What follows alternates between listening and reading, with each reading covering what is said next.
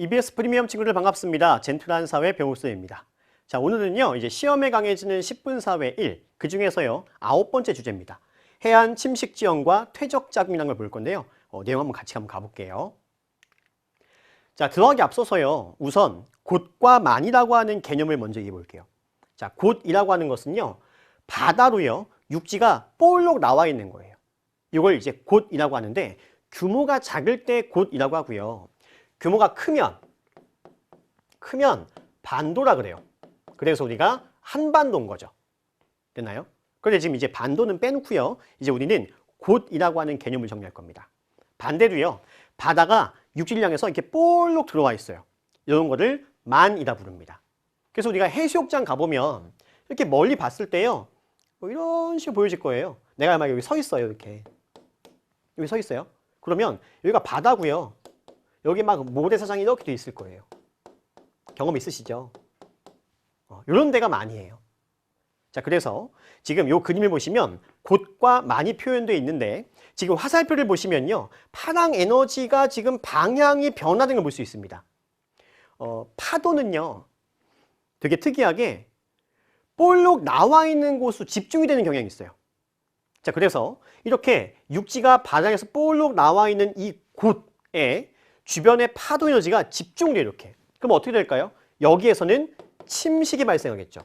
그래서 이런 곳에는요, 암석절벽이 많은 거예요. 뭐 낙산사 가보셨나요? 양양에?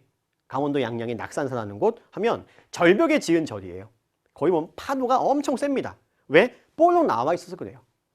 반대로 주변의 에너지들이요, 곳에 집중되니까 만으로 올 수 있는 에너지가 적은 거예요. 그래서 만은 에너지가 약해요. 그래서 파도가 그나마 잔잔한 거죠. 곳에 비했을 때. 그래서 만에서는 주로 퇴적이 발생합니다. 그러면 곳에서 침식한 것과 요 하천에서 이렇게 흘러 내려왔어요. 저 산에서 퇴적돼서 침식돼가지고 운반돼서 퇴적되죠. 그런 모래들, 이런 것들이 파도가 약하니까는 이런 데 쌓이는 거예요. 그래서 여러분들은 곳에서는 침식이 발생하고 만에서는 퇴적이 발생하는구나. 그래서 여기에서는 갯벌이나 해수욕장이 만들어지고 곳에서는 해안 절벽이 만들어지구나. 이렇게 하시면 됩니다. 자, 그러면 해안 침식 지형을 먼저 보겠습니다. 자, 해안 침식 지형은 주로 곳에서 발생하죠. 바다로 육지가 바다를 향해 볼록 나와 있는 부분. 왜? 파도 에너지가 집중이 되니까. 됐나요? 자, 파랑의 침식 작용이 활발합니다. 그래서요, 해시계나 파식대나 해식동굴이나 씨앗이나 씨스택과 같은 지형들이 나타난다. 보겠습니다. 여기 지금 사진을 갖고 왔는데요. 여기 사진에 보시면 원래는요, 여기가 다 돌이었을 거예요. 여기 다 돌. 이렇게. 그런데 오랜 시간 동안 파도가 쳐요. 파도가 치는데 이 돌도요, 강한 부분이 있고 약한 부분이 있어요. 그러면 약한 부분이 강한 부분에 비해 상대적으로 먼저 침식되겠죠. 막 깎여요, 약한 부분만. 그럼 강한 부분만 남은 거예요, 지금. 이해되세요? 자, 강한 부분만 남아가지고요. 지금 보면 여기 지금 앞 정면에 보이시는 게 암석으로 절벽이에요. 이게 바다에서요, 침식에 의해서 형성된 절벽 애자입니다. 절벽 애자예요. 자, 그럼 여기 보시면 암석으로 된 바닥이 보여요. 암석 바닥. 그럼 이게 이 돌이요, 막 깎여가지고 여기 바닥만 남는 거죠. 이걸 파식대 불러요. 파식대. 그 다음 여기 동굴 보이세요? 동굴? 여기 동굴? 여기 해식동굴. 바다의 침식에 의해 형성된 동굴. 그 다음 여기 아치형 보이죠? 아치형. 씨아치예요, 이게. 그 다음 여기 뒤에 기둥 보여요? 기둥같이 생긴 거? 요게 씨스택. 암석 기둥. 이런 겁니다. 그러니까 이렇게 원래 큰 기반함이 있었을 건데 그게 오랜 시간 동안 파도에 침식당하는데요. 약한 부분이 침식당하고 강한 부분만 남게 돼가지고 결국 파도의 침식에 의해 만들어진 침식정이 되는 거예요. 그래서 이런 애들이 있다는 겁니다. 자, 그래서요, 해시계. 파도의 침식에 의해서 다 침식이에요. 형성된 절벽이다. 절벽 애자겠죠? 절벽 애자. 경관이 아름다워 관광지로 이용됩니다. 제주도에도 많고요. 강원도에도 많고요. 자, 그 다음 파식대.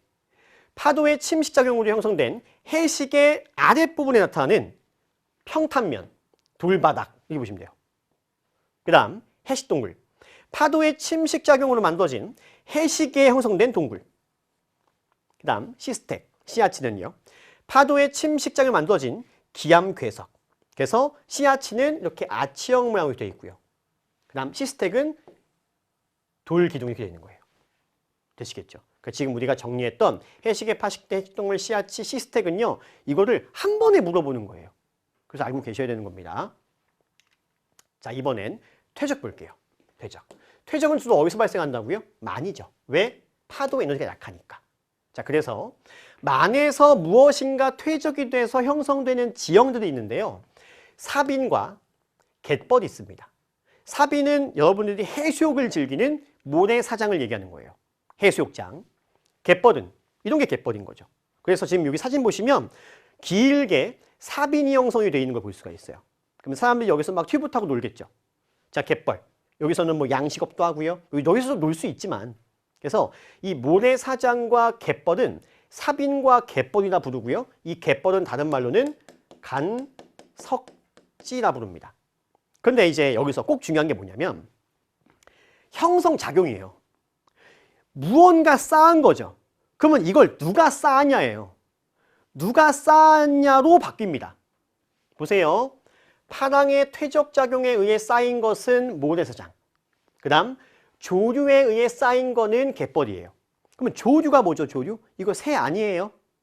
밀물과 썰물의 흐름. 이걸 조류라 부릅니다. 그럼 보세요. 우리가 이제 갯벌을 가보면 바닷물이요, 천천히 들어와요. 천천히 빠져요. 그러면 이제 이 물의 흐름이 굉장히 느리죠. 그러니까 아주 천천히 움직이기 때문에 아주 작은 게 쌓여요. 뻘, 그게 진흙류죠. 그래서 갯벌이 형성되는 거예요. 파도가 많이 치는 바닷가 쪽 가보면 갯벌 형성되기 어려워요. 왜? 파도가 세니까 아주 작은 이런 뻘류는 쌓일 수가 없어요. 계속 물 위에 떠다니는 거죠. 아주 작은 게 쌓이려면 물이 잔잔해져야 돼요. 이해되시죠? 자, 그래서 파랑에 의해 퇴적되면 사빈, 조류에 의해 퇴적되면 갯벌이다. 이걸 바꿔치기 하는 거예요, 학교에서는. 이걸 구분하시라는 겁니다. 되셨죠? 그래서 우리나라를 보면 주로 동해안에는 해수욕장이 많고 서남해안에 갯벌이 형성되잖아요. 이 갯벌이 형성되기 위한 조건들이 있어요. 까다로워요. 그래서 이런 조건들을 모두 만족한 곳에 있는 겁니다. 그리고 대한민국의 갯벌은요, 세계 5대 갯벌 안에 포함이 될 정도로 굉장히 잘 발달되어 있는 거예요. 되셨나요? 자, 그래서 지금 우리가 정리했던 해안 침식, 해안 퇴적 지형, 이 내용들 한번 정리해 볼게요. 자, 지금 여기 A라고 표시되는 부분이 있습니다. 뭐죠? 암석으로 된 절벽을 얘기를 하죠. 그러면 여기는 해식에다 라고 하면 되겠죠. 자, 그 다음 여기 지금 여기 보면 모래가 쌓인 게 보이시죠? 요거는 사빈이겠죠. 해수욕장. 여기 뭐 이 지역이요, 만약에 모래가 아니라 여기 뭐 밀물과 썰물이 타고난 지역이다 라고 한다면 여기 갯벌 형성될 수 있는 거예요. 자, 그 다음 여기는 해식에에 빵꾸가 나 있어요. 이거를 해식 동굴이다. 그 다음 여기는 뭐죠? 씨아치고요. D, 이렇게 괴상으로 바다 한가운데 우뚝 돌 기둥이 서 있어요. 이걸 시스텍. 그 다음 여기 E는요, 오늘 제가 설명은 안 드렸지만 이렇게 모래가 쌓여서 길게 쌓여요. 이걸 우리가 이제 사주라 부릅니다. 기둥 모양으로 모래가 쌓인다고요. 그래서 이 만을 막아요, 이렇게. 그럼 호수가 되겠죠. 이런 걸 석호다라고 하는 겁니다. 자, 그러면 지금 여기서 우리가 A부터 D까지 쭉 정리했는데요. 해안 침식 지형, 그 다음에 해안 퇴적 지형이 어떤 작용에 의해서 달라지는가, 그리고 예로 들 수 있는 지형들이 뭐가 있는가, 이걸 정리하시는 겁니다. 되시겠죠? 간단하면서도요, 굉장히 중요한 부분이에요, 부분이. 그래서 정리해 주시면 좋겠고요. 다음 시간에는 이제 돌산과 흑산 들어갑니다. 뭐 그걸 굳이 구분할 필요가 있을까요? 하지만 굉장히 중요한 개념들이 속아 있어요, 여기. 그래서 돌산과 흑산이 어떤 차이가 있는지가 되게 중요하거든요. 그래서 이것도 한번 같이 한번 가볼게요. 자, 오늘 수고하셨고요. 다음 시간에 뵙겠습니다.